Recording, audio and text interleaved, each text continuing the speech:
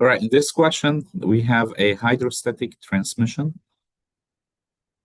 that has a variable displacement axial piston pump having a maximum displacement of this much. Uh, what's a hydrostatic transmission? It's a pump that feeds a motor in general. We will only be doing here the pump. So if you're not familiar with hydrostatic transmission, still you should be able to solve this. But we have a pump that feeds a motor to run it. So the pump has a displacement. So I'll only put down the pump information. This one, we don't need it. The displacement is 0.86 cubic inch per revolution. The pump and motor are directly attached together. The pump is running at a speed of 850.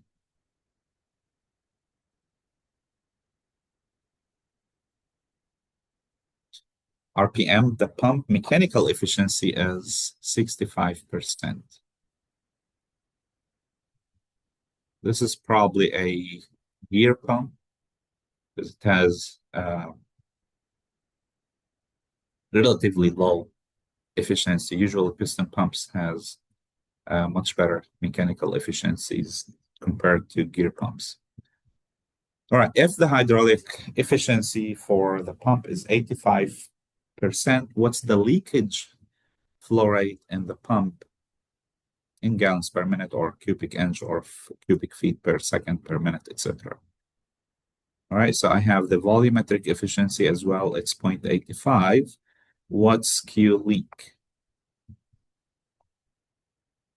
Remember, Q leak, we don't mean it's like it has a hole and it's leaking outside or the lines are not connected. It's internally. That's actually what determines my volumetric efficiency. So if you recall the volumetric efficiency equation, it's Q for the pump.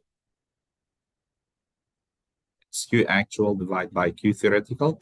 The actual, it's the measured flow rate, and theoretical, it's the value that we get from calculation. So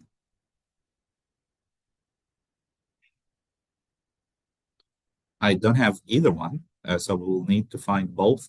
But after we do that, I can find the difference between the two. That's what define my leak flow rate. So it's Q theoretical minus the actual flow. Okay. We did this in class when we did the pumps. Q leak is Q theoretical minus actual. So theoretical, it's coming from the equations. So it's the RPM of the pump times the displacement. And for the units to have that in GPM, if N is in RPM, V is in inch cube, then I'll divide that by 231 and it should give me the answer in cubic inch in GPM because this one is already in per minute. So I'm only kind of converting the cubic inch into gallons. And again, we said 1 gallon is 231. So this would take care of that conversion for us. So this would be 850 RPM times the 0.86. That's the displacement of the pump, divided by 231. And I got 3.16. That's the theoretical flow rate, because that's the design value that you can put a 5 as well. That's in GPM. Now, how do we get the actual? I will use the volumetric efficiency definition or that equation. So Q actual is the volumetric efficiency times the theoretical. So we'll multiply that answer by 0.85.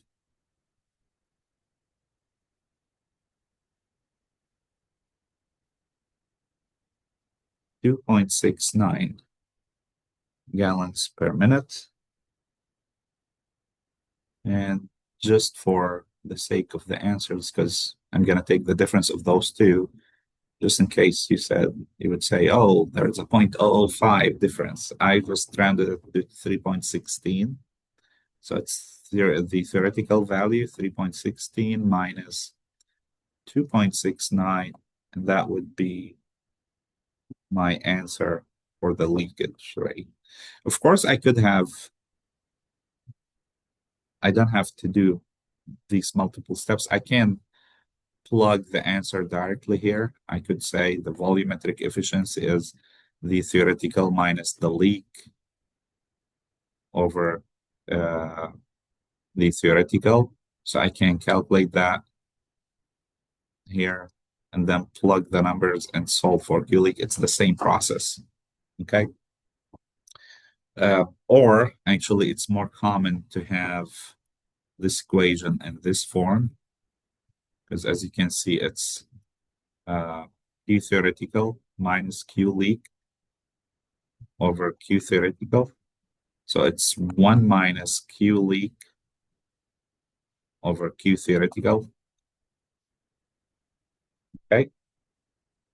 Or if you have Q actual, then they would tell you the actual flow rate was measured and it's 20 GPM, 20 gallons per minute. So you would directly have an equation for that. So it's Q actual over Q actual plus Q leak if you don't want to solve for Q theoretical. Okay. Again, if you have the actual flow, so you don't have to come back to this equation, calculate Q theoretical, and then go down here. Again, it's up to you which form you would like to use, but it's all the same form.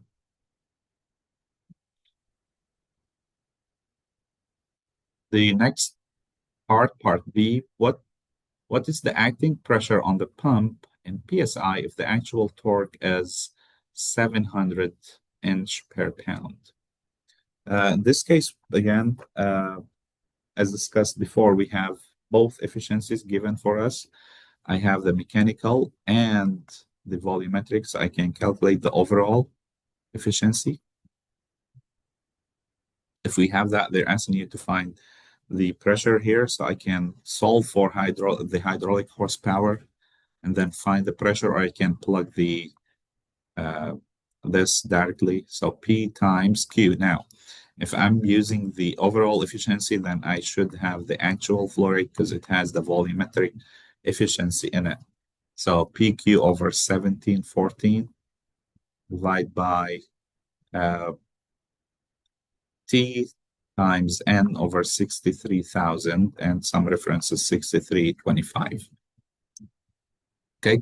I have those two, so I can solve, or I can say the mechanical efficiency is P Q theoretical over 1714 divided by Tn over 63025. They both should give you the same exact answer other than the rounding, because the difference between using Q actual and Q theoretical was the volumetric efficiency. And as you can see in the second equation, I have it, and here I don't have it. So technically those two are the same forms. The mechanical efficiency was 0.65 and the volumetric is 85.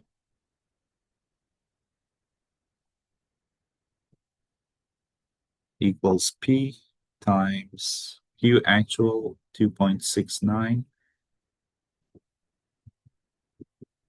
divided by 1714 times the torque 700 times N 850 divided by 63,025. So I can solve for P here. So the pressure will be 3,323.5 psi.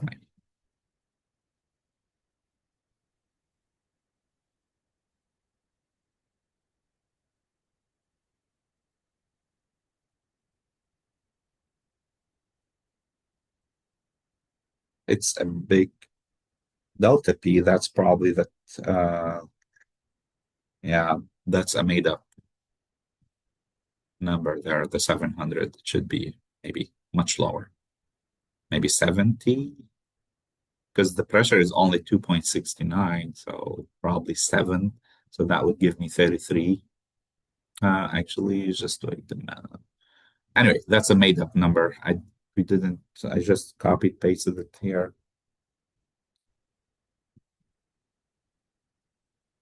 All right, next, part C, find the needed power to drive the pump in horsepower. So again, I have the same equation. It's the hydraulic horsepower N over the, out. That's the out over N, which I just wrote it right there. So they're asking us to find, if we didn't solve for B, so I'm going to come to here as we did in the previous question. HPN is the hydraulic horsepower out over the overall efficiency, or PQ actual divided by 1714. That's the hydraulic horsepower out divided by the overall efficiency. But since I we've just calculated that in just a minute, so I can either solve this or I can directly say the HPN, it's TN over 63,025. Because again, if you recall, we found P from the torque that they gave us. And I prefer to use this in this case because what if I made a mistake in calculating the pressure in this part, then it's going to make my answer incorrect. And since I have the torque and the RPM, so I can directly use this form. So 700 inch-pound times 850 RPM divided by 63,025. So 9.5 or 9.44 horsepower.